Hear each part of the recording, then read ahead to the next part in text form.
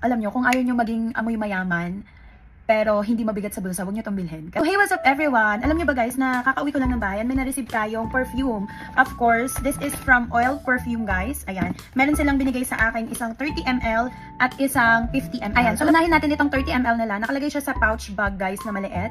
And very classy naman siya sa black niya talaga. And let's open.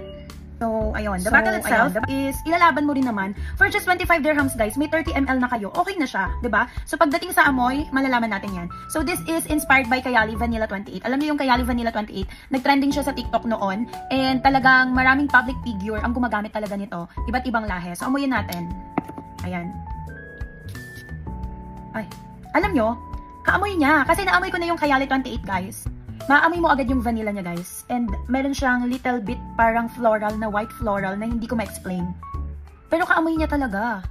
And alam nyo, sobrang mahal ng Kayali guys. But this one is only 25 dirhams. Kaya napaka-okay na nito. Kung kayo yung mahilig sa mga mamahalin na perfume o kaya yung mga branded talaga na may pangalan na perfume pero hindi afford ng budget ninyo, go na for Oil Perfume guys. Meron silang iba't ibang klase. Just name it. Let them know kung ano yung gusto nyong amoy. Ibibigay nila. For just 25 dirhams ng kanilang 30 ml. Okay na to guys. And of course, next one, buksan natin itong kanilang 50 ml. Ang bango nito. Amoy, ano siya, more on vanilla talaga siya. Pero yung floral na amoy mo, parang nagbabago kada seconds. Ayan. So this one guys is Jo Malone. Inspired by Jo Malone, English Pear, and Fresha. Alam nyo na amoy ko na tong pabango na to. And sobrang gusto ko nitong Jo Malone. Perfect yung sinend sa akin.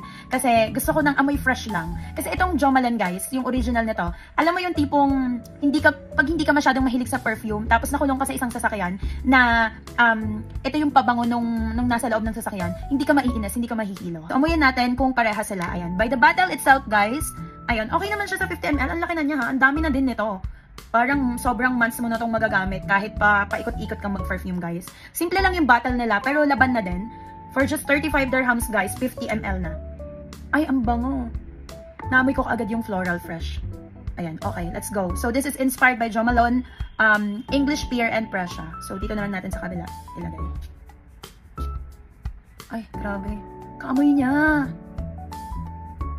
Ala, sobrang kaamoy niya. Sobrang mahal ng Jo Malone guys. This one is only 35 dirham. And gusto ko yung amoy nito. Actually, mas gusto ko tong si Jo Malone talaga kaysa kay Kayali. Kasi itong si Kayali Vanilla 28, ano siya may pagkatamis talaga siya. Babaeng-babae ang atake. Pero kapag gusto mo, alam mo itong Jo Malone na to, sa umpisa, parang pwede siya sa unisex. Alam mo yung pwede siya sa lalaki, pwede siya sa babae. Pero habang tumatagal, ramdam mong, okay, pang babae to. Ganon. So, sobrang bango nito. Alam nyo, kung ayaw nyo maging amoy mayaman, pero hindi mabigat sa bulsa, huwag nyo itong bilhin. Kasi grabe. Diba? And sobrang nakakabilib lang guys. Pilipino yung may-ari nito. And talagang super affordable. For me napaka-affordable nito. Lalo na sa mga perfume lovers dyan na hindi masyadong afford yung talagang mamahalin na perfume. Go for this na. 50 ml, 35 dirham. Ang kanilang 30 ml is 25 dirhams. So, gora na. And yung kanilang 100 ml, meron din sila. It's 60 dirhams. Name it kung anong gusto nyong kaamoy. Inspired by anything what you like. Just let them know. So, yeah. Thank you so much, Oil Perfume.